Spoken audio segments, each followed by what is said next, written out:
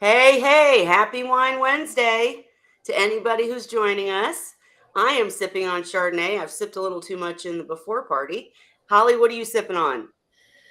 I've got my own wine cooler here. This is some white Zinfandel with a touch of blood orange juice squeezed Ooh, myself and some Diet 7 Up to top it off. nice. I love that you're getting interesting. One of my favorites was the watermelon in the uh, In Champagne, Prosecco. Yeah, right? Was I it can't ever Champagne? I say. remember you doing that. And I actually, guys, we're going to get to Seahorses in a second, I promise. But I actually went to Red Robin in Noblesville recently with my daughter, and they had this drink called strawberry shortcake. If you get to Red Robin, try this drink because I can tell you, if you think strawberry shortcake, you think it's going to be like a daiquiri or something thick, Mhm. but it's not. It's on ice. It's like it's some sort of limon vodka or something, and it's got, I don't know what it's got in it. I won't share their secrets, but if you get to Red Robin, try the strawberry shortcake because I absolutely recommend it. It's so good. Whipped cream mixes in, strawberries. Oh, it's so good. Sweet. Okay. Anyhow, let us know what you're sipping on in the comment section. Hey, Shyla, I see your name so far.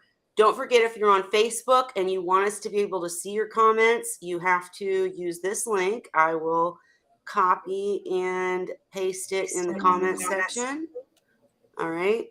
There we go. So if you go there, you can permit us to see you on Restream, and that allows us to see who's asking the question. So for this week, Holly has a few updates. I have a few updates.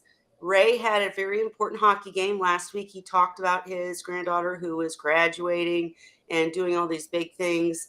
There's this very important hockey game he has to watch this week. Cheryl had a family emergency. We won't go into it, but she had a family emergency. So it's just me and Holly this week. And Holly's in pain. And I am in the middle of a water change, guys. Seriously, my seahorses are sitting over there with a half-filled tank. I've got aeration going on, so they'll be okay. But we're gonna make it probably a quick one this week. The only other updates I have for you are that I did find time this week to work on the file section for the website and for the Seahorse Whisperer group on Facebook.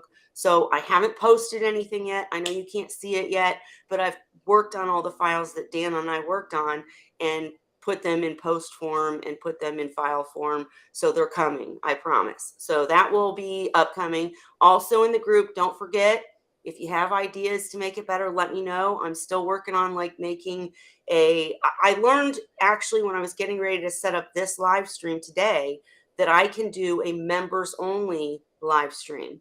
So if you guys are interested in having a live stream where you can actually jump in and, video or voice chat with us, but it not be live where people will see it later, we can do that.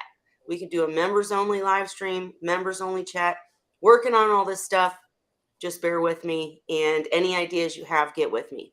But with that being said, we're going to make it a short one tonight. We're going to try, unless we get a lot of great questions. It is open chat, so any questions you have about seahorses, nothing's too big or too small to ask it. And if we can't answer it, we'll get back to you next week. But with that said, Holly, what's your update status? Tell me what's going on with you. Well, so Scrappy Doo has been eating intermittently, since he's had his last hospital treatment in the Riddick, I think is what I use, which is formalin and malachite green.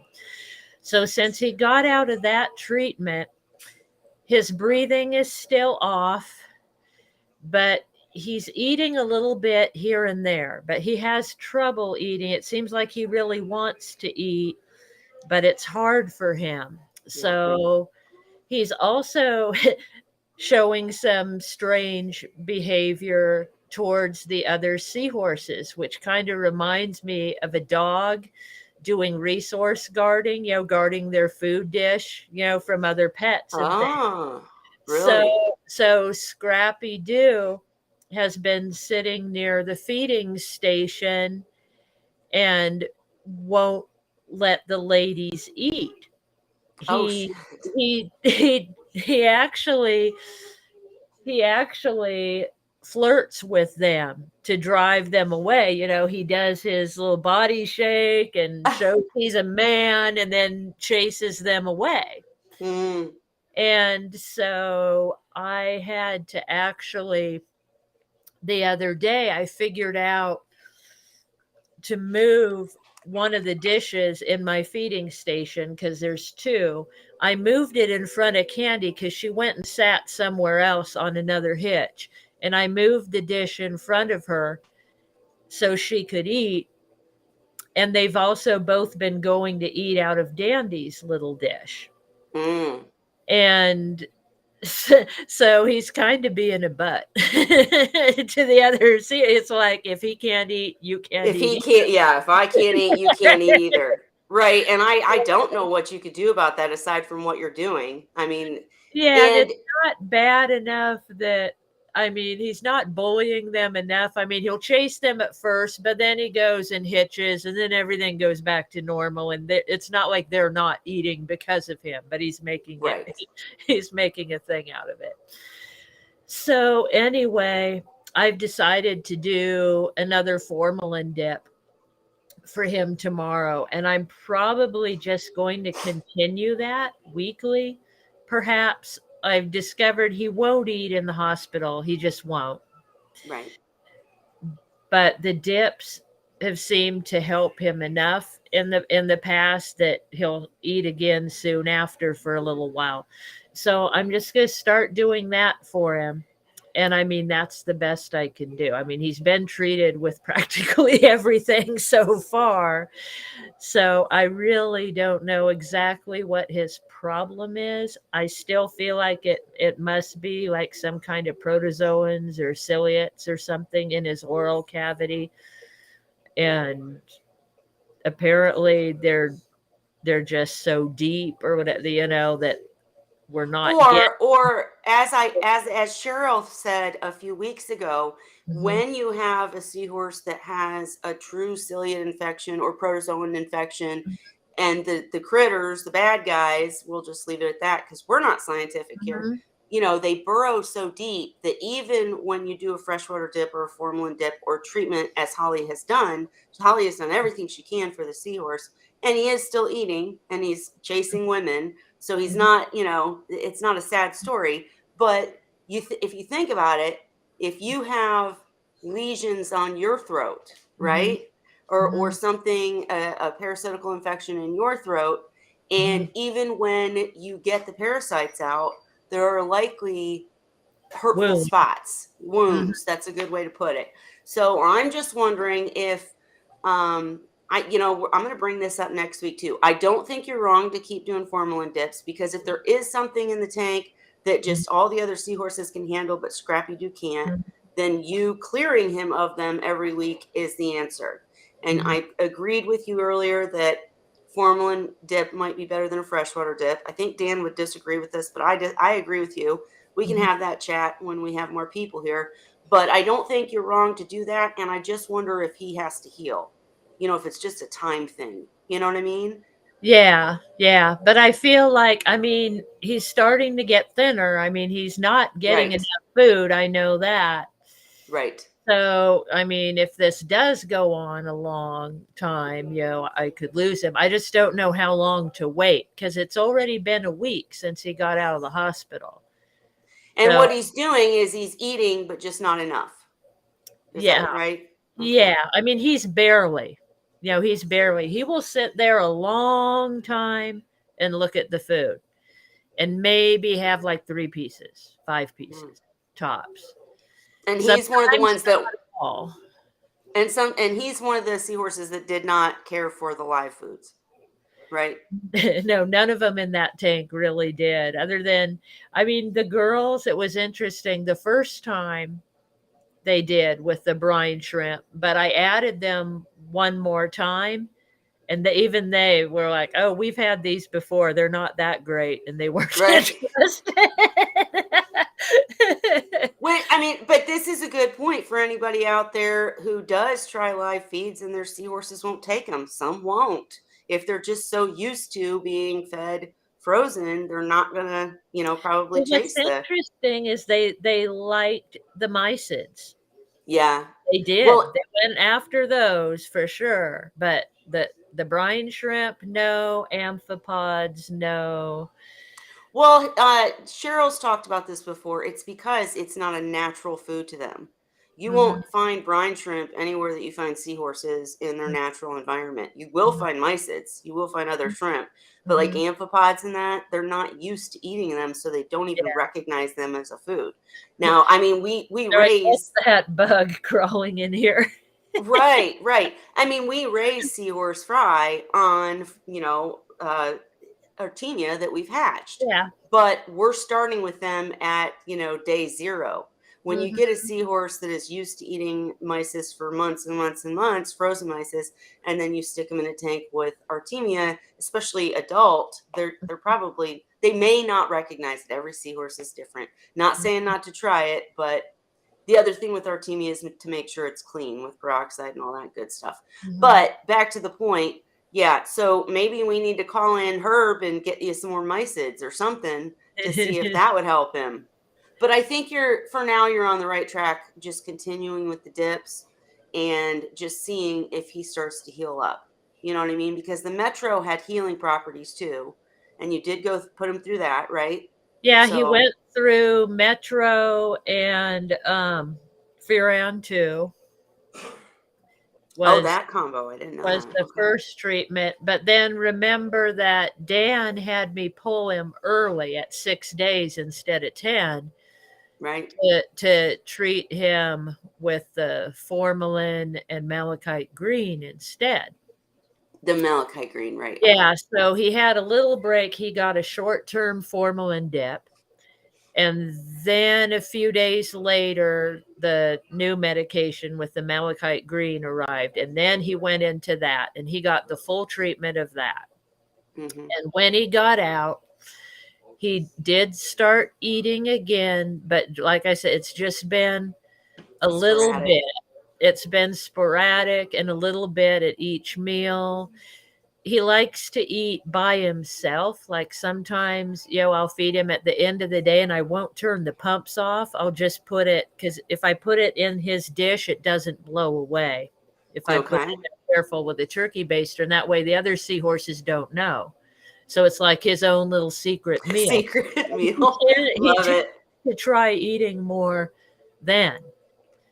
Like he's self-conscious about it too. And like I said, he's guarding the food. So he's Sorry, kind of I was that's all turning right. on my light. No, I was just turning on So, my light. I'm he back. I mean, so he's kind of acting like he really wants to eat, but it's so hard for him. It's a challenge. See, and that just truly makes me think he has source. You know what I mean? From Mhm, where the protozoans were. mhm, So I'm glad he's at least trying to eat. I think you're right to continue the dips weekly. I'll touch base with Dan and we'll touch base with everyone else next week to get further mhm. updates. So switching topics a little bit, Ruskin said, has anyone kept hippocampus whitey eye? Your local shop got in a few captive bred from Quality Marine, and you're tempted to get one, but not sure if you can keep them with erectus and reedi. And I think that Shyla already answered that. Subtropical species, they're not to be mixed with other species. Only rectus and reedi can be kept together.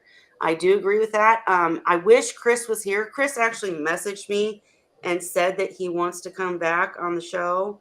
And of course, wish me happy birthday. That was the other thing this week, guys. Yesterday was my birthday. I'm a year older. Don't ask my age. Okay.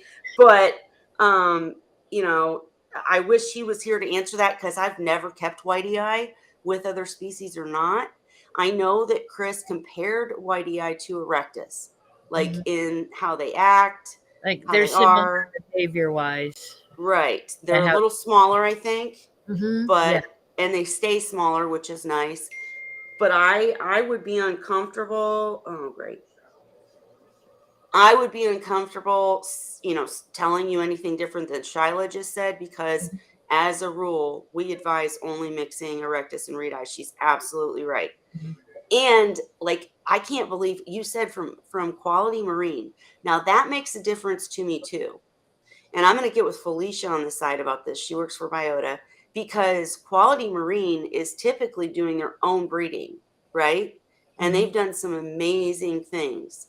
So let me get back to you. I'm sorry for that being the answer, but I want to check with my contacts at Quality Marine. I want to check with Felicia, and I want to check with a few other people as to their advice on the captive bred species that are currently being sold, because it does make a difference. If you're Mhm. getting them from a certain place, maybe not captive bred, or if you're getting them when they've already been mixed.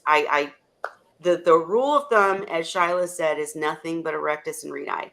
But I will put that on my list, my checklist, to check off and get better answers for you next week. Anything to add to that, Holly? Any thoughts on that? Do you remember anything Chris said about whitey eye? No, no, but I know because they're from a different part of the world. Yeah, They're in different water. That's the reason not to mix them.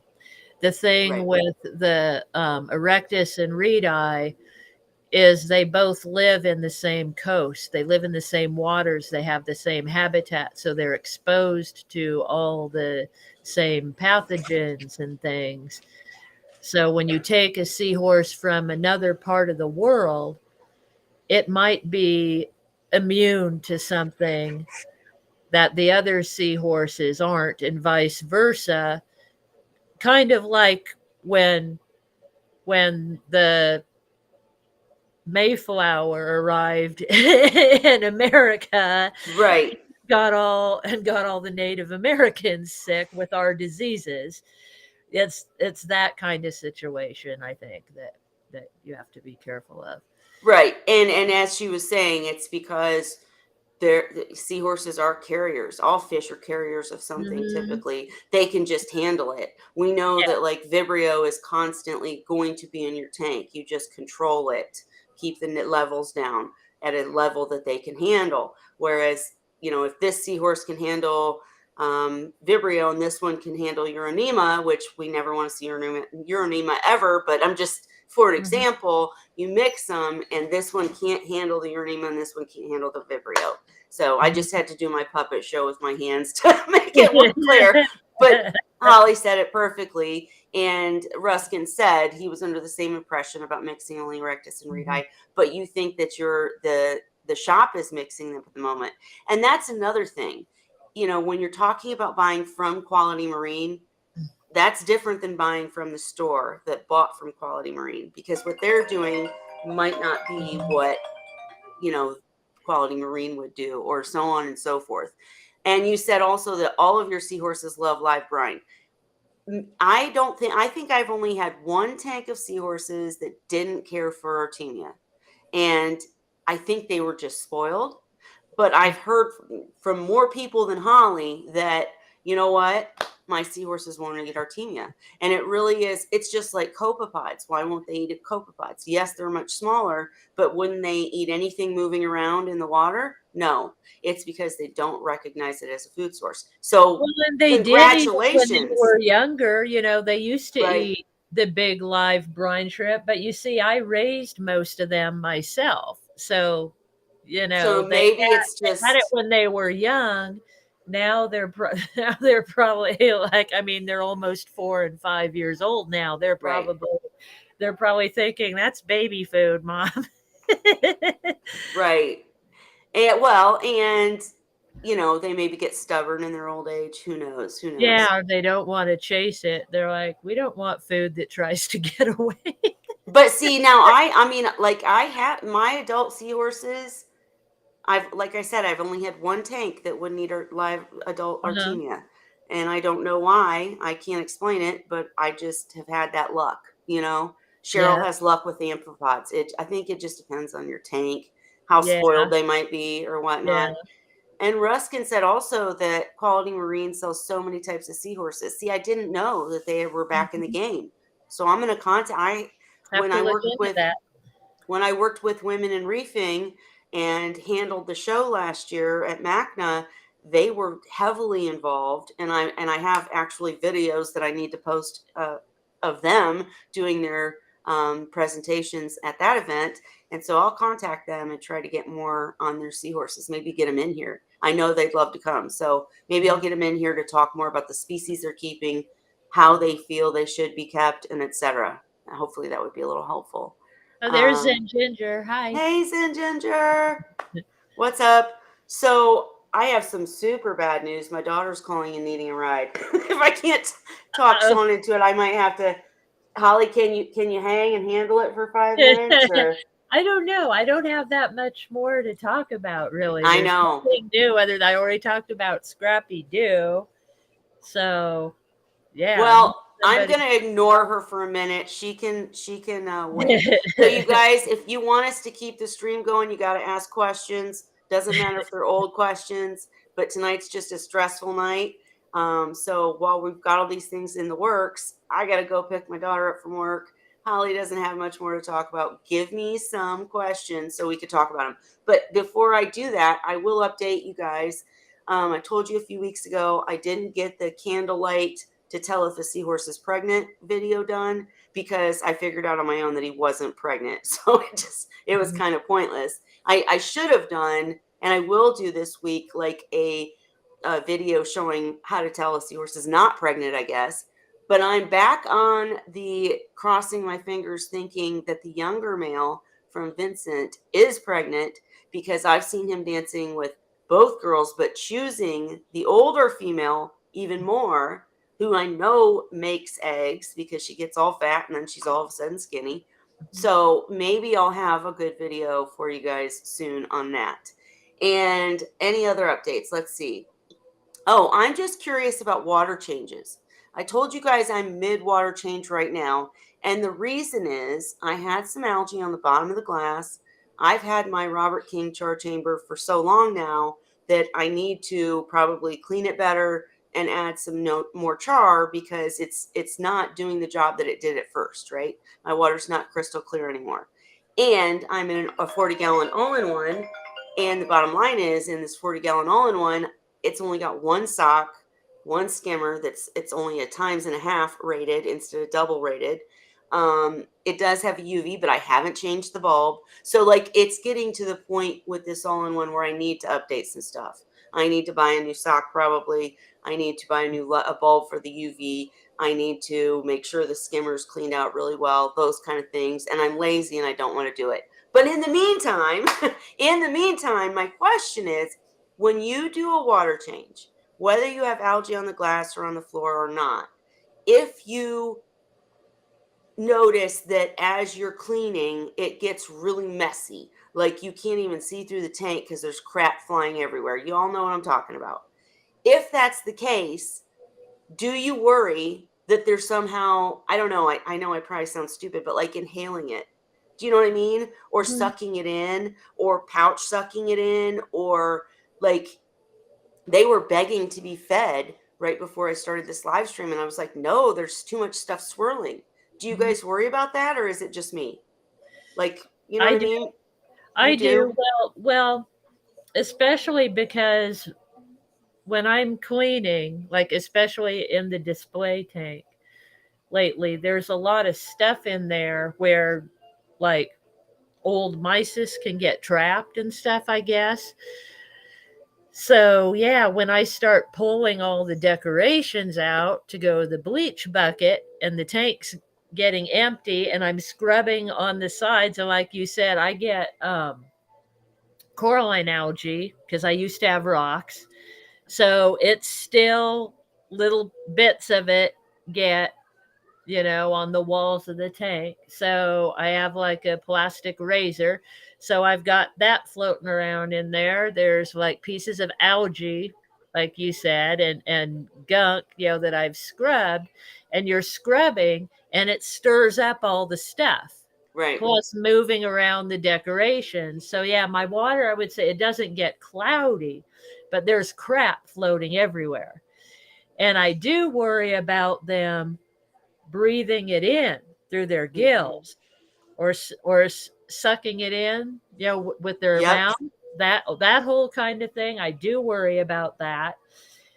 And there's not much really I could do other than take them out and put them in a bucket while I'm cleaning, but then they wouldn't like that. They'd be more stressed Stressed. probably. I And mean, I stress have is the no-no. yeah, I've had them for years, so they are used to the process. Sure.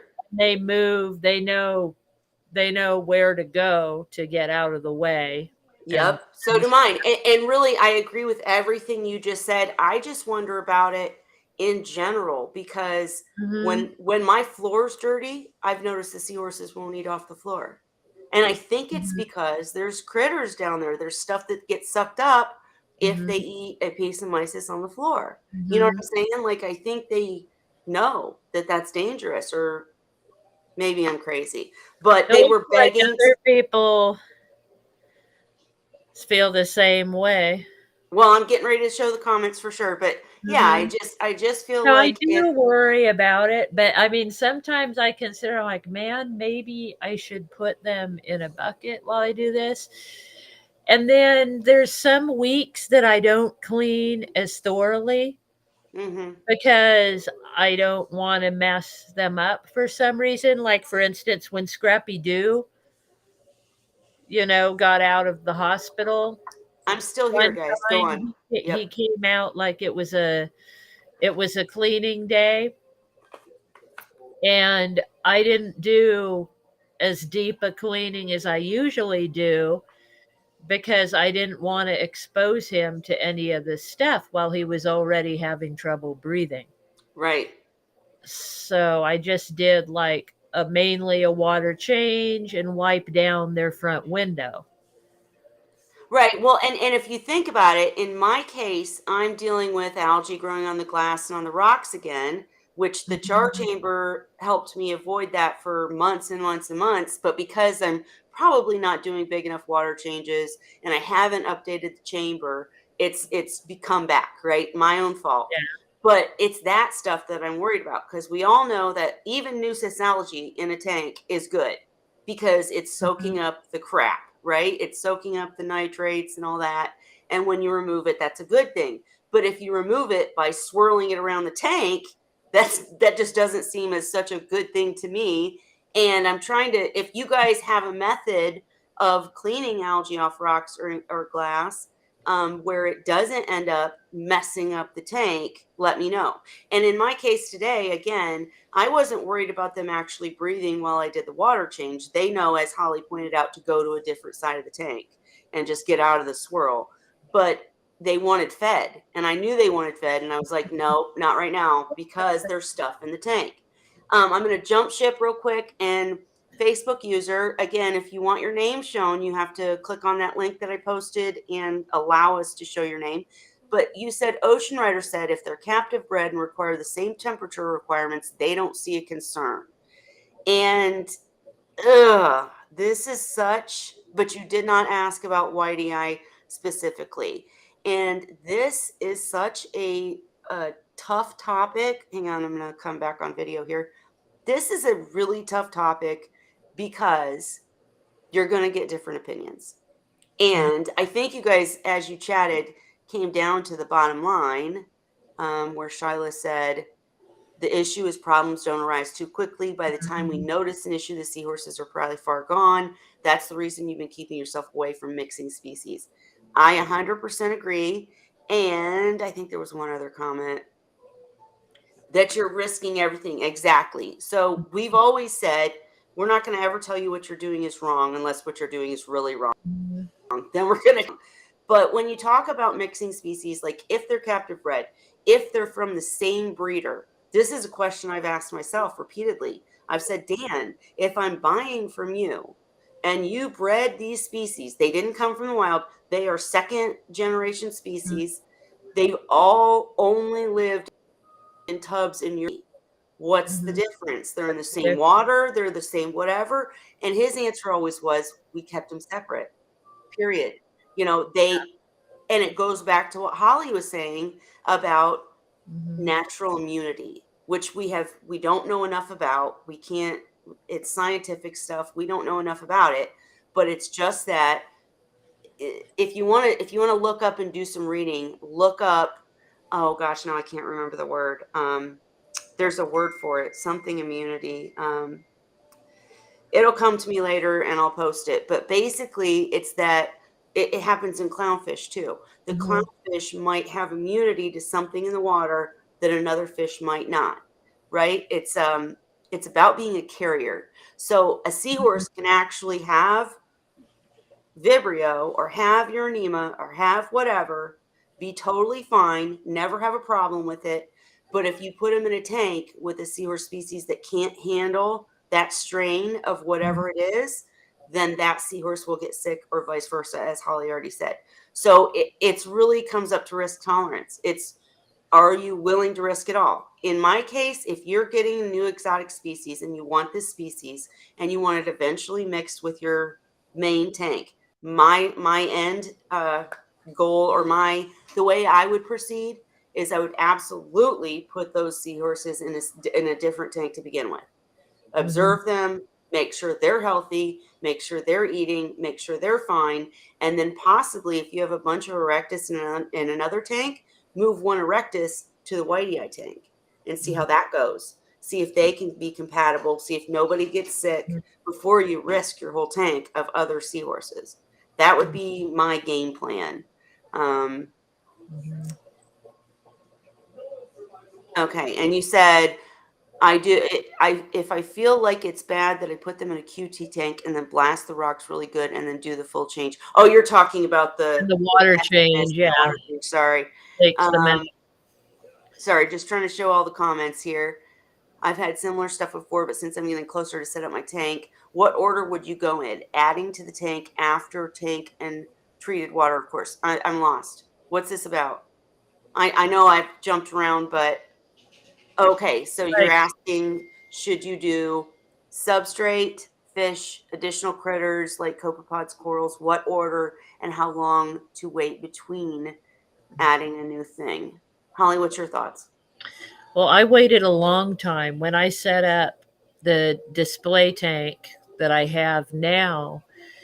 I originally started it out with live rock and sand and let it cycle with just that, and it took, I want to say, I didn't use ammonia. I didn't know to do that yet. I did it the old fashioned way, and it took a few months before it was ready for any creatures.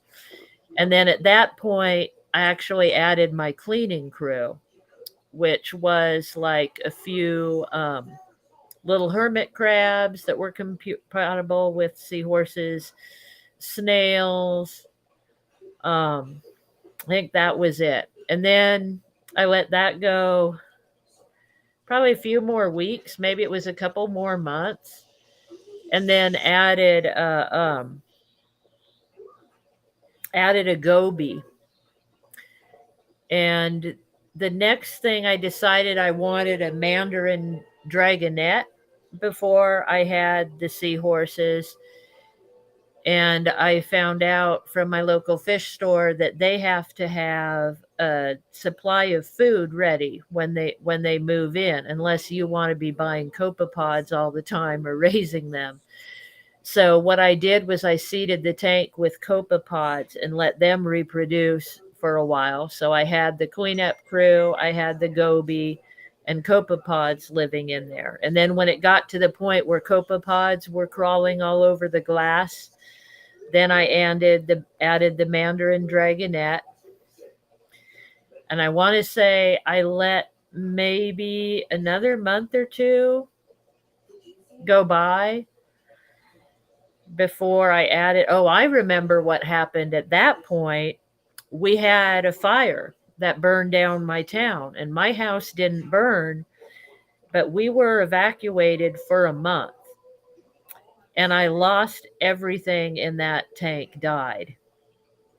So we came back, had to start over, but surprisingly the tank cycled itself while I was gone. It was things were just a little off. So I got the tank going pretty quickly after that and added the seahorses.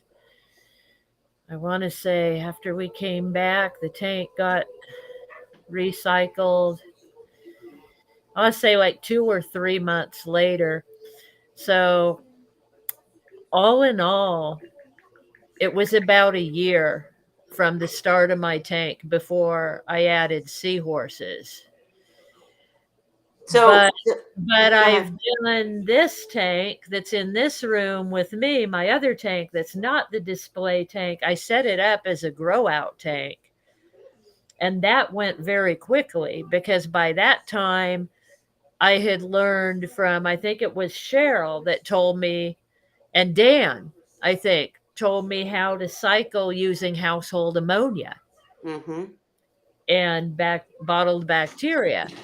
So it cycled really very quickly. I think it only took a couple weeks, and then it was ready for the seahorses. So let me butt in real quick. That. Let me tell my little quick story, and then I'm going to have you talk more about this and answer Jay Krista's question while I run to get the kid. Okay. It'll only take 5 minutes, but I would say, as Cheryl and I have pointed out, we could set up a tank in a day because we pre-cycle media. So it Mm-hmm. really does, as Holly just said, depend on how you're going about setting up your tank. The number one absolute must is to make sure the nitrogen cycle is complete in your tank before Mm-hmm. adding anything, period. Unless you're going to do it by adding things, which is no longer the method that's acceptable. You know, you Mm-hmm. don't, back in the day, they'd say, add a fish, let it go through Let it hell. And, die. right. Yeah, that was Or, my tanks years ago. exactly. Or add, what was I going to say? Add the stuff and then I can't remember what I was going to say, but Mhm. basically they had all these different add a piece of actual human live shrimp and let it decay. Oh That yeah, is a table shrimp disaster. or Please don't do that. Please don't one. do that. It will mess up your tank in the long run. No, and the big deal about ammonia cycling is that whether you pre-cycle media or whether you do it in the tank, because I've done it both ways. I have a bucket of K1 media that I keep cycled at all time. I cycled it. I add ammonia every week, and then if I need it, I'm going to add ammonia, Mhm. test it, and if I need to add more bacteria, I will, or whatever. If you want to learn about that in detail, I will, when we're done, I will not forget, I will link 2 different Wine Wednesdays where I talk about it and where Dan talks about it in detail, how to set it up. And that is also an article that we're going to put out.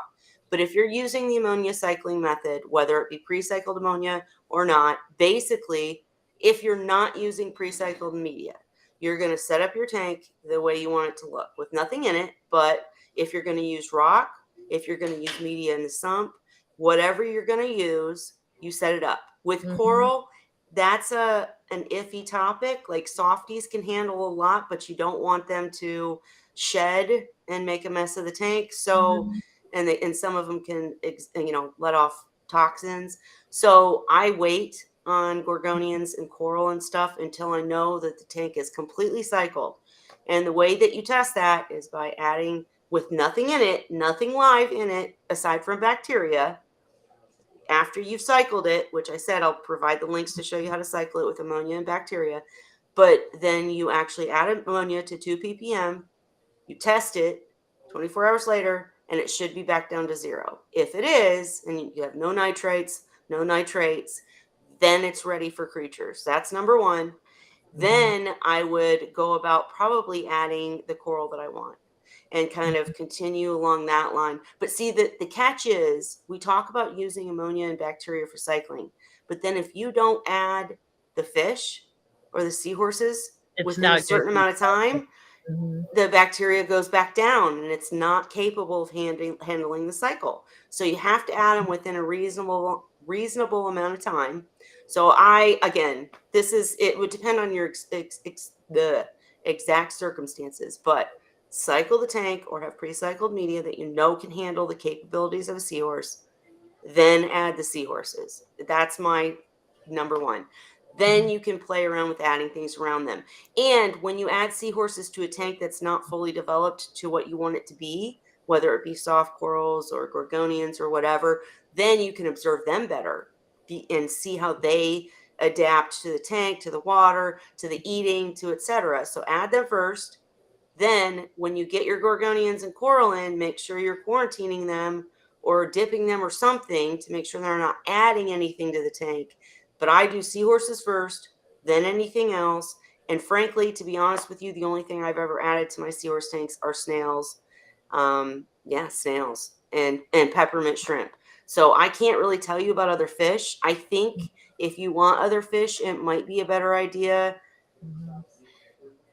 See, I hate to say that though, because Holly was lucky and did a good job with a mandarin. That's a different topic. But if you're talking about a fish that probably shouldn't be with seahorses, which I would advise you not to add it, period.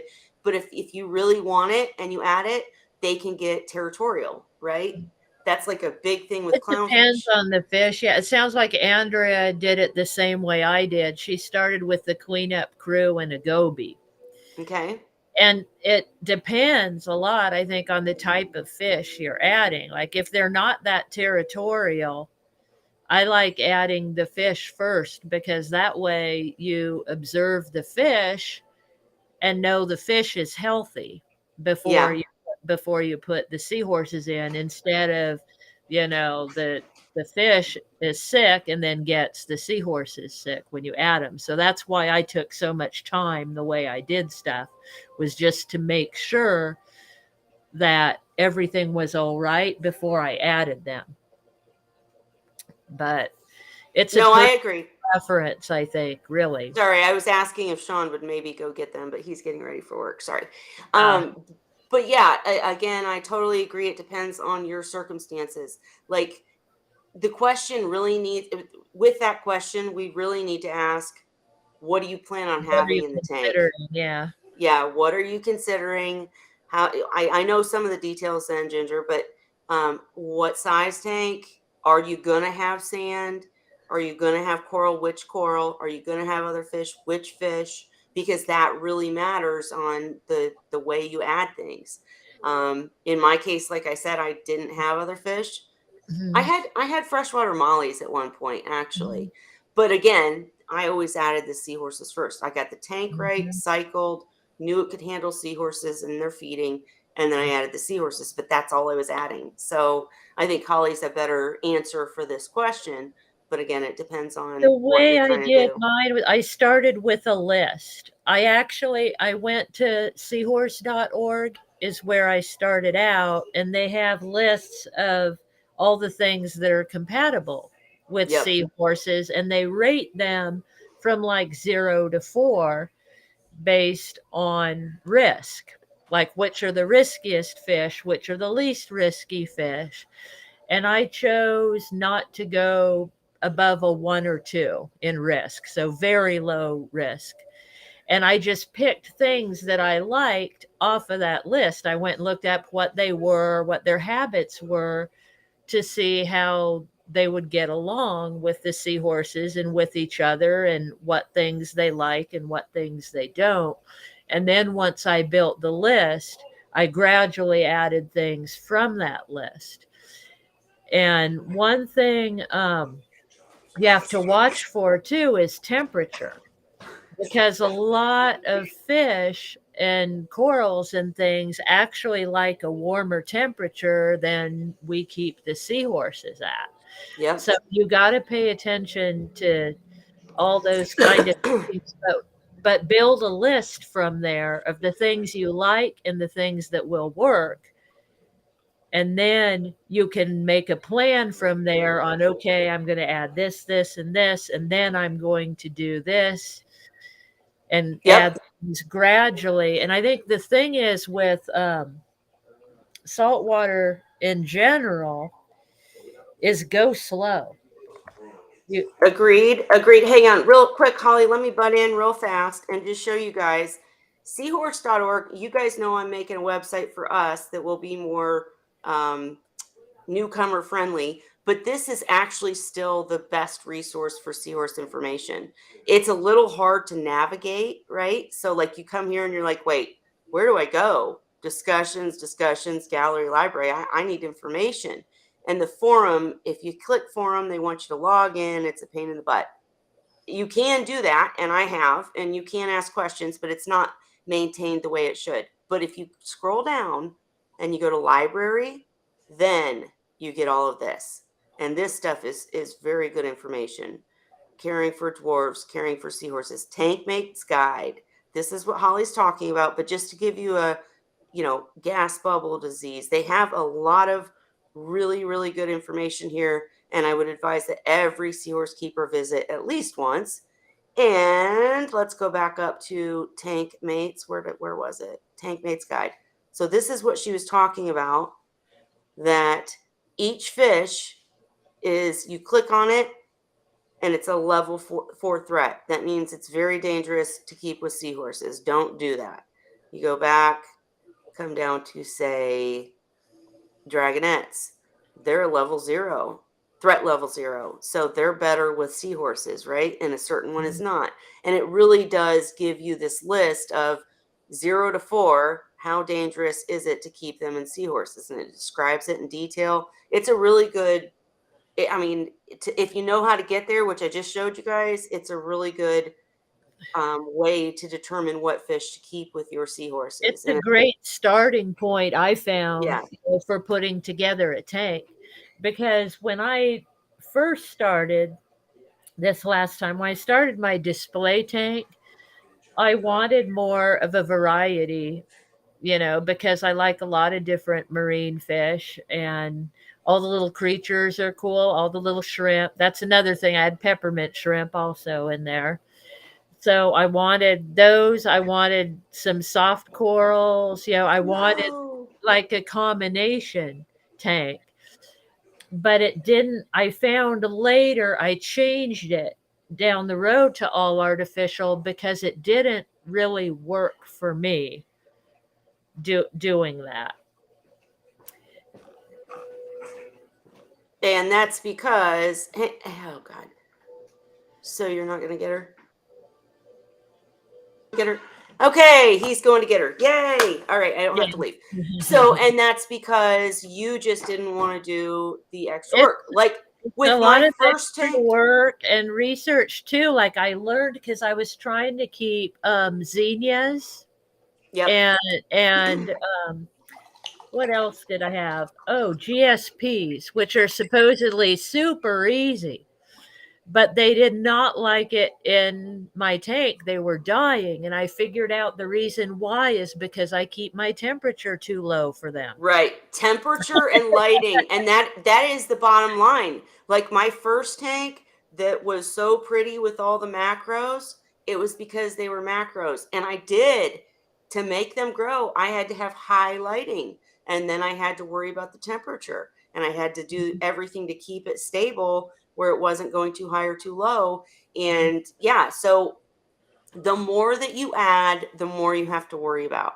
If you're trying to create this amazing, beautiful, natural looking tank with coral and macros and gorgonians and everything, oh my gosh, I've kept them. They're amazing, but they're more work. If you just want to keep seahorses and you want to maybe breed or something, don't do any of that. I think Zen Ginger wants the beautiful, amazing seahorse tank and doesn't care about breeding and all that. So, like, Holly's current tank is not a good example for you. Maybe my old macro tank is, because I worried about the lighting and the temperature, of course, but you have to provide what everything in the tank needs, You have to right? make So everybody happy, and it's that's hard. right.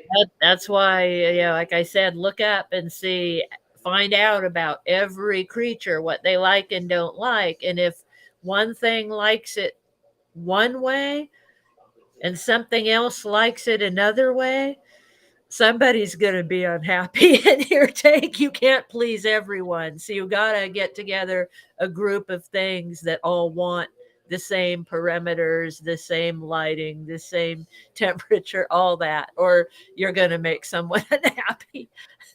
Sure. And I will say seahorses are forgiving about lighting. Because I had very high lighting on the macro tank and they were fine. I gave them Mhm, cave like areas where they could get in the shade if they wanted, I guess. mhm, And because I had all the macros in the tank, nuisance algae didn't grow. Not on the seahorses, not on the glass. So it's just as Holly said, give and take where you want to go. mhm, So Jay Krista wanted to know, I don't want to take too long. We can come back to this and talk more about it. But Jay Krista wanted to know, with Erectus pregnancies, second batch, oh, you're on your second batch. The first were all born within seconds. This batch, 1 fry yesterday, 2 fry today. When do I know it's been too long? So I will say, first of all, that's one of the things we talk about with breeding seahorses is the warning fry. Mhm. Usually I don't think they do it on purpose for us, but it seems nice for us. They'll give birth to 1 fry. You'll see 1 fry and you'll be like, oh wow, within 24 hours I'm gonna have the rest. Now you're saying you had 1 fry and then two the next day. That's kind of interesting. Holly, I've what's had your that. thoughts? Oh yeah, I've had that. The biggest batch of fry I had with Sandy happened over a few days. Okay. He had he started out with a warning fry or two, and then his batches were usually all small. But this one time he had the warning fry one day, and then the next day he had like about 20. Mm, The next wow. day he had 140. Oh shoot. So and he was like, that was an all day process too. On the second 2 days, the day that he had 20 some, I was catching fry all day long from morning till night because he was only having a few at a time. And poor little guy on his third day, when he had the 100 and something, it was another like all day experience. And he was trying to mate with Candy with Fry coming out of his pouch. And she wasn't very impressed. But I had a total of 163 that batch that lasted You can't hear this, can 2 days. you? You can't hear what I'm playing? No. Okay. Guys, I was looking for a video where I show the seahorse giving birth. Well, I'll show you guys this one real quick. But these are all on my channel. But yeah. He had Now time. can you hear it? Probably had it. And they actually have labor where they like have Yeah. contractions. Oh yeah. And Oh, look at that one. Here they come. and that's how I think a warning fry happens. This is a warning fry. Yeah. He's giving There birth. But comes some more. He is. He's having them. oh, poor boy. Oh, there's a bunch Wow. more. I know it. Isn't that awesome? Yeah. But anyways, sorry, that was just me liking that video I found. But That's what so I'm cute. looking for to show you guys is I have videos of both a seahorse giving the warning fry and then the next day spurting Ton. out babies. And I've also had a case where the seahorse just gave birth. I never had a warning fry, which sucked because the warning fry helped me know, oh, start your artemia, get prepared, let's Yeah. go, it's coming. My first original big purple male that gave me all those fry, he never gave me a warning fry. It would be wake up, the tank's full of fry, right? So I think every seahorse is different. I They're really all do. different. But Sandy didn't really have warning fry usually either. He'd have his all at once, but he never had very many. Like Scrappy Doo came from a batch of, I think, 13 or 16 right, total. right.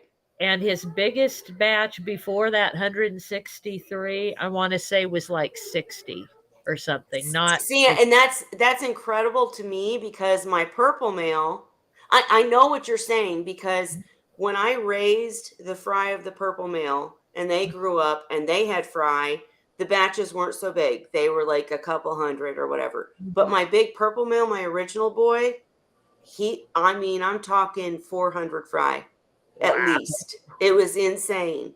Like you couldn't even. And I'd love to have that again, guys. I'm ready. But yeah, I think it's just different for every seahorse, and I would not worry. But the question was, when do you know it's been too long? Too long for what? Like you're worried Like that they're done giving birth, like they're not going to have any more. yeah, I think it is what he's saying. Like, when is it? Do you know that it's over? I would say when the seahorse is actively courting and hasn't had any more because they Yep. usually court right after or at the end. Like Sandy would start courting as he was giving birth. Right. He'd start Right. trying again. So when But they partner up, what she's saying is when a seahorse pair partners up, they're not monogamous or anything, but when they like each other and they're doing the deed well, basically as the male gets pregnant, the female checks on him. She knows he's pregnant. She starts getting eggs. She starts making more eggs because she knows he's going to give birth. And then as soon as he gives birth, she's got the eggs to give him, right? And they're ready to go. So if you see them courting again, I absolutely agree with Holly. That's a good sign that he's done because he wouldn't try to take more eggs in until everything was out of the pouch. But I've never had a unless seahorse he give was birth. Sandy, Right. I go. was going to say, I've never had a seahorse give birth to 3 fry. That just doesn't seem, No, I but don't think he's done. Sandy had like 13. That's pretty small. It is. He was It's young incredibly too. small. His Yeah. first batch, I want to say, was around 20, and he was about 5 months old. So Like I had just got him. Krista, the first question is, how old is your male? That does matter. Holly's absolutely right. The other question is, have you seen him doing pouch flushes? Like acting like he's going to give birth, doing the squeeze the tail to the Mhm. head and pouch exposed thing? Because I do know that I've had a male uh, have miscarriage. I don't know how to say it in seahorse terms, Mhm. but Mhm. give birth to a bunch of half grown eggs. Yeah. And if the eggs didn't mature properly in his pouch and he Mhm. spout out some stuff, maybe there's no more fry coming. But in the case of you've seen 1 to 3 fry, I think there's more coming. Lucky Mhm. you. Mhm. Any other Yeah. thoughts, Holly? Yeah, I would just say be ready because yeah, there might be a lot more coming. That was another thing with Sandy. I could never tell if he was pregnant. It was always a surprise because he never really looked big to me the way you see some seahorses get. Hmm. You can't always go by that. Age is a big It's fun. factor. How old they are matters. It might When lead they're to an young, infection if they're trapped inside. If they die inside, I don't think he's going to flush them out. I wouldn't yes, worry about that right. unless an infection happens. I don't think it's any more likely for him to get an infection from being pregnant, And from anything else. I would say I have personally seen a male drop half the eggs, right? Like a Hmm. string of attached orange eggs. They're doing the connection, they're doing the dance, the pouch is connected. You can tell she squirts some into them, but as they part, all these eggs fall out. So age matters. If you did Hmm. not see the actual egg exchange, that matters. And I wouldn't like worry. Just be ready for more fry would be my answer. Hmm. And I wanted to go back to um, Zen Ginger said, from a couple decades in freshwater overall, you're highly aware of the nitrogen cycle. You use Sera test kits and believe they have salt stuff too. I'll have to double check though. Zen Ginger, when I went on and on about the nitrogen cycle, that wasn't for you. I know you know. I'm just Hmm. for anybody else who watches, that Hmm. number one, because anything else you do is nothing in comparison to making sure the tank can handle the seahorses. The Hmm. bacteria level's right, the Yeah. nitrogen cycle is complete. But that wasn't for you. I know you have the experience. I didn't mean to make it sound like it was It's towards you. not that really. I mean, it's not really that different from freshwater. I went from No, it's freshwater not. to saltwater when I was pretty young, back when I was a teenager. And there's a few different things to test for based on what you're keeping, but it's not that hard, really. Right. And For Zen Ginger, seahorses, they don't even I don't even test for most things like a reef tank person would test, calcium and all those extra things. But right. since I only have the seahorses, I really just test the basics. So you just have to figure out the requirements of what it is you're going to have in the tank. Right. Go from With there about what tests you need, because not everything needs every test. Right. With just seahorses, I mean, mainly salinity and temperature, and those aren't even really tests. Well, salinity is, Mhm. but those are the main things. And then make sure that your ammonia and nitrates are not there. But like once you add macros or gorgonians or whatever, you have to make sure the lighting's right for them. You have to make maybe phosphate, nitrates start to matter a little bit more. You know those, and Ginger. I'm just saying this for everybody else. Mhm. And you said you're planning on a 125 gallon. We know. And only for sure know you want the ponies and gorgonians. I do love a mandarin, but I'm concerned about killing fish. But can I still add other critters once the seahorses are in? Yes, absolutely. Depending on what critters you're talking about. Like, um, as I said to begin with, I would add the seahorses and gorgonians at about the same time, maybe like whenever they came in. And a mandarin, I think Holly's right. You should add the mandarin first to make sure it's eating the What copepods and Yeah, etc. what you want to do if you're concerned, I had my Mandarin for years, and you just want to make sure it has enough food. But honestly, mine learned to eat frozen with the seahorses, and Which is you normal, though. you can buy ones also that are trained to eat frozen mysis. I've seen them captive bred. Sure, So biota. Yep. yeah, so I would prepare for the mandarin, but don't worry so much about it. Seed the tank first. Let the copepods multiply for maybe a few months before getting the mandarin.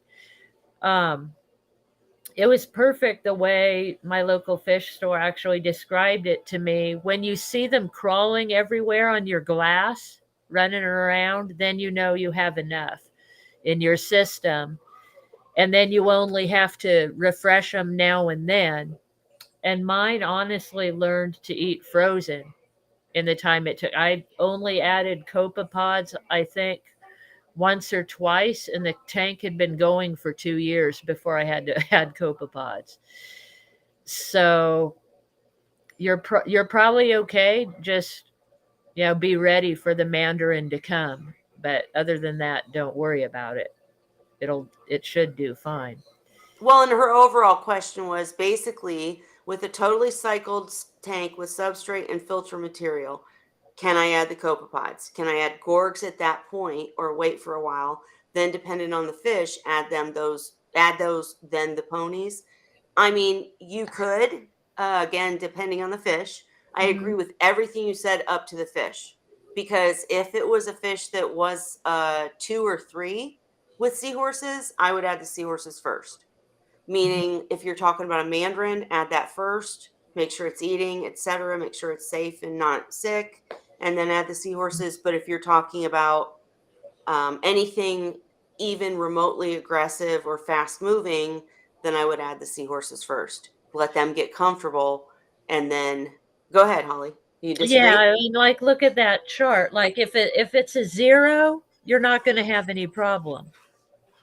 Is kind of my opinion on it. Like, if you're looking at that chart, like the mandarin's a zero, I never had a problem with the mandarin and the seahorses. You could probably add either or, at any time. There's not going to be a problem. You pick out a fish that's a number two, Mm-hmm. then you're probably definitely going to want to have the seahorses well established before you add that fish.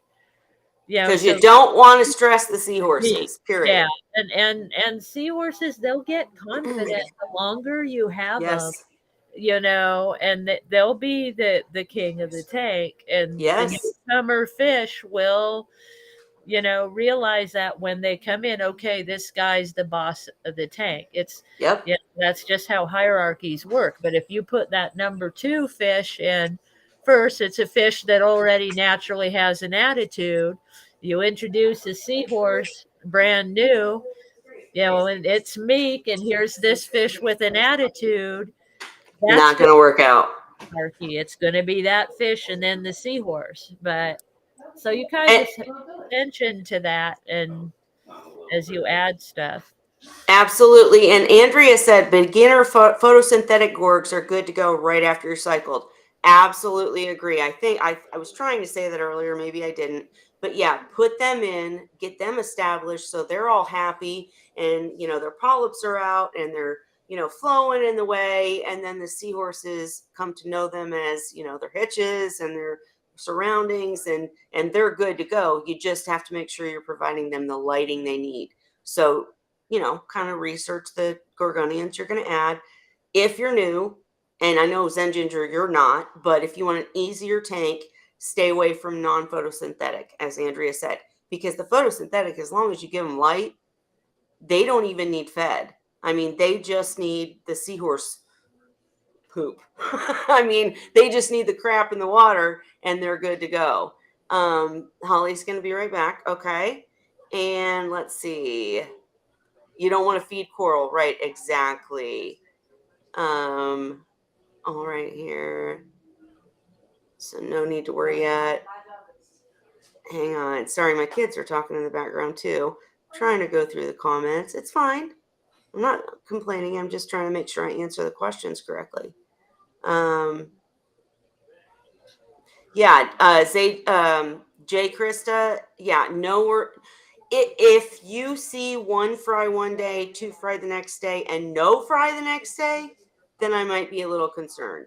But if you're just seeing them come out sporadically, and this is a new, like, is this the first batch for this seahorse, for this male?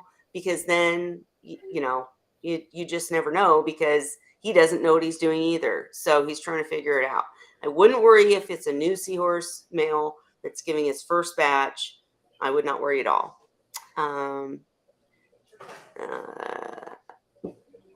And you were worried that if it takes too long, they may pass away inside and lead to infection. I don't think so, though. I know that would be true, like with a human, I guess, but I think that maybe the male is trying to keep them inside for as long as possible to get them as enriched as possible. I've never had a seahorse have a problem with giving birth over time. So I guess that's my answer for that. And I know that we've talked about possible pouch emphysema becoming a problem because of amniotic fluid that's stuck in the pouch. But that's not proven, first of all. And unless you don't see any more fry, again, I wouldn't worry. If you don't see any more fry, we need to revisit the topic and just make sure. But if he's fine, if the seahorse is fine, I would not worry at all. And yeah, have your peace of mind. Okay, wait. So the seahorses are 5 months old. Their first batch was about 60 to 100. And with the first batch, did he give them all at once? Do you know? Because a lot of times, like, I've missed the warning fry, right? Like, I didn't even see it. I didn't know it. My tank was on. Whatever happened, right? But I didn't know he had a warning fry or gave a warning fry. And it might be that he's learning to keep them in longer to make them healthier. I don't know. We're just playing it by ear here. And Shyla said, I just wanted to share that I finally remembered to order some freeze-dried mysis so that I can enrich for the seahorses, as I believe they lack the nutrition needed to properly conceive. Love it, because I'm still dropping the ball and haven't done it. Ray talked endlessly about enriching freeze-dried mysis, so I want to know how it's going. And you haven't gotten far. You're crossing your fingers and hoping they'll readily accept it. We need to know the details, Yeah, because that could absolutely. be a game changer for all of us. Right. And let me see what else. And Jay Krista's on the second batch. But yeah, tell me how it was different from the first batch is what I need to know. But Holly, what else were you saying? I don't think I was. Other than that male being really young, 5 months. So so my But Jay said that it's the second batch. He's not sure what happened with the first batch. He came to check on them before work at 9 p.m. and there were tons. So between the last feeding, like 6 p.m. and 9 p.m. is when they had their first batch. So there was no warning fry. Because Holly, talk about a warning fry. Isn't it a day ahead? Or hours. Usually, in mine's case, it would be a matter of hours, like maybe just 2 or 3 hours. Really? Except for the one time, like I said, where he actually had warning fry over a period of a couple days. But he was starting to get older. Huh. His first batches were inconsistent. You know, he'd have 13, he'd have 20 something, he'd have 60 something, and it was different every time. So I think part of it is just when they're younger, there is no pattern yet to follow. Gotcha. So it might be different every time for a while. And it took me a while to figure out the spacing too, because I kept a journal of everything that happens in the tank and, when they gave birth. I figured out he actually gave birth roughly every 8 weeks. So Hmm. he wasn't even getting pregnant every Every 30 cycle. days. Huh. So, but it'd be about 2 months in between, which was nice because it gave me more time to Right. raise them without another batch right on the back. So I think you'll just have to watch him, Yep. and you'll eventually figure it out, and he'll figure it out because he's so young at 5 months. He's just getting started. So Don't worry is the point. just Yeah. and eventually maybe he'll get into a pattern that you can watch and know more. But in the beginning, I wouldn't expect that. Yep. When my big purple male was young, he gave me this big full batch. I don't know if there was a warning fry because I didn't see it. But it was within a day, not hours. I've never Mhm, had a warning fry be hours apart. It's always mhm, like you see a fry, oh, he's about to give birth. But I already knew he was pregnant because I'd been through it before. And mhm, then the next day, I'd be watching closely for him to give birth. And it could be 2 days. But like mhm, Holly was saying, I think it just depends on the seahorse. I definitely wouldn't worry. And let's see, Jay Krista said something else. It will be 30 days on Saturday between first batch and second. Thank you so much. I tried looking up. Right. And that's what a lot of people say Northern Erectus breed every 14 days and give birth every 14 days. And Southern Erectus are 30. My seahorses always were monthly. That's the bottom line. I guess they were mhm, Southern, but they were monthly. And every month I could see them do the courtship. And then a mhm, month later, I could see him give birth. I always got a warning fry. And then the next day, I'd have fry. But in your case, again, I just watch, come back next week and update us because we want to know what's happening. Yours are Southern. Awesome. mhm, And, just let us know because mhm. every seahorse is different, but we want to help you through it. And I think you'll be fine. Are you raising the fry? I'm super jealous. Super jealous. Kelly But wants them. Kelly badly. wants to raise your fry.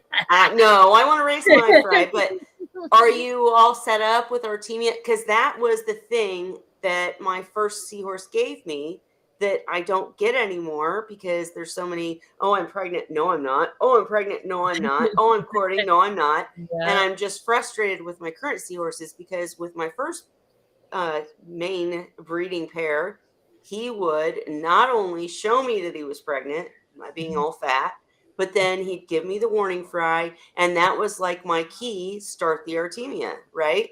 So I mean, me and this seahorse had a connection or something. He knew I wanted him. I knew he wanted him.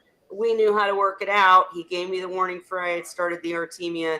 I'd be ready for the fry. I didn't have to prepare really early and waste, and I didn't find myself, oh God, I don't have anything on hand. So the warning fry was like a connection between me and my seahorse. But in your case, I want to know how it goes and what happens with you guys because Now I learned Sandy gave birth in the morning. every time right before breakfast. He actually gave birth in the feeding station. Oh, wow. While Wow. Candy was sitting there eating. And she didn't eat the fries. She ate around them, but she stopped for a minute and looked at him like, what's it? What are these in my food?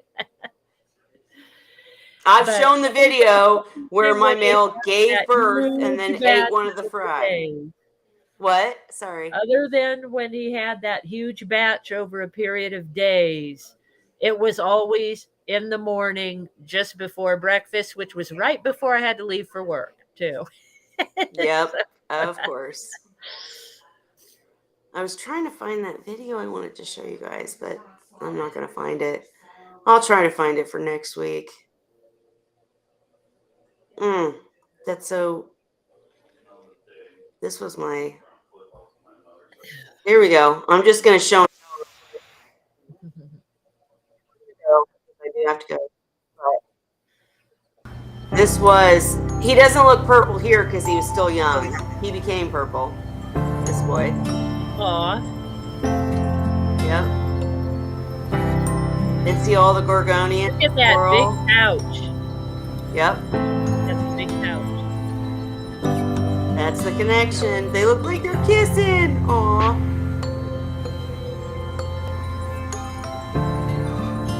He has his stuff. Look at that pouch. Yes.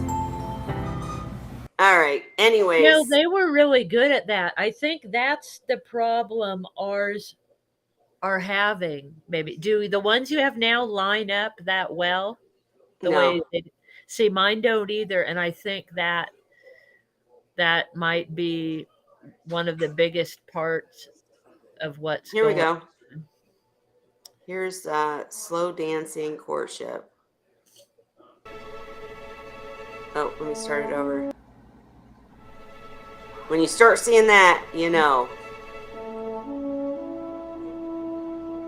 I love your music. I know I made some stupid videos, but it's all right. That's cute. All right.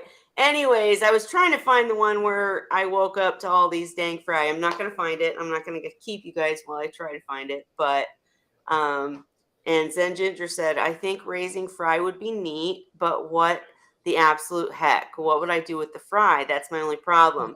I don't know any store that would take them. And that is it. Well, first of all, if you decide you want to, I can tell anybody out there you're not going to be super successful the first few batches. So please, if you decide you want to, do not be like, oh, I can't do this. I suck.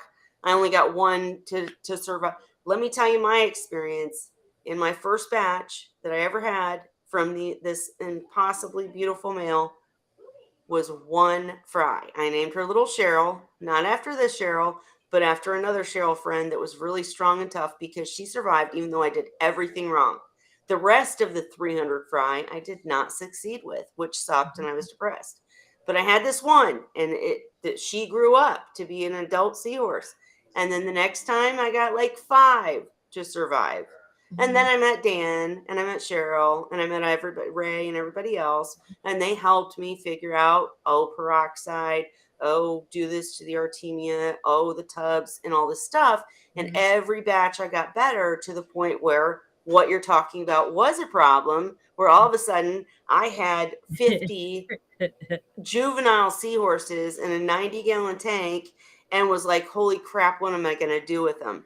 But it's not as bad as you think. You can find people that want them. Stores will buy them. It actually came down to me not wanting to sell the seahorses to stores because they wouldn't set up properly for seahorses. So that's a problem we will help you overcome when you get to that point, but you've got a ways to go. And don't be depressed. I know, Zen Ginger, you just want to set up a seahorse tank and we can't wait to see your seahorse tank. But if you decide to keep fry and try with them, don't be depressed if the first few batches don't go well. You learn as you go and you get better at figuring it out. And then all of a sudden you have too many, and that's a better problem to have, right? I mean, that's a better problem to have.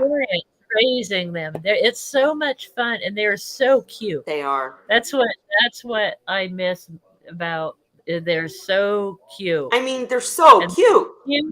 they're cute and funny, and yeah, they're a lot of work, but I mean, if you're really enjoying your seahorses and you want to try it at least once, I Yeah. mean, you'll if you have the time, it is they are labor intensive. Well, but the It, other thing, like you said, try it but once, Holly.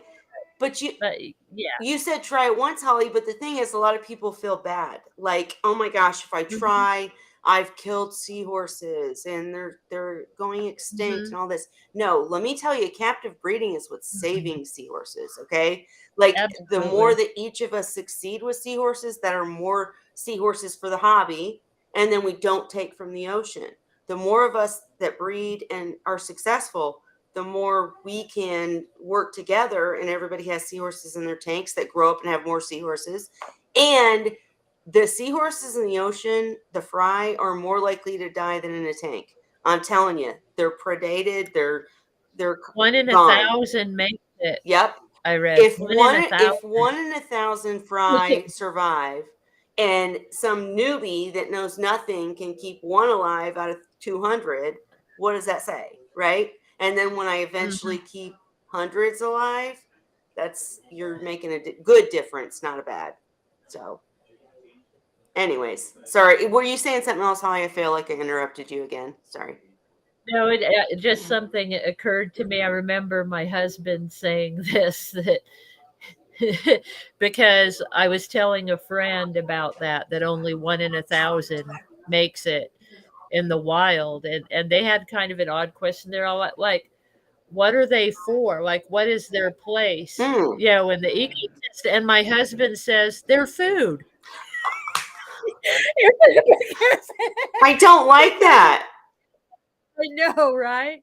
But think of if they're having like 400 babies every 2 or 3 weeks. Right.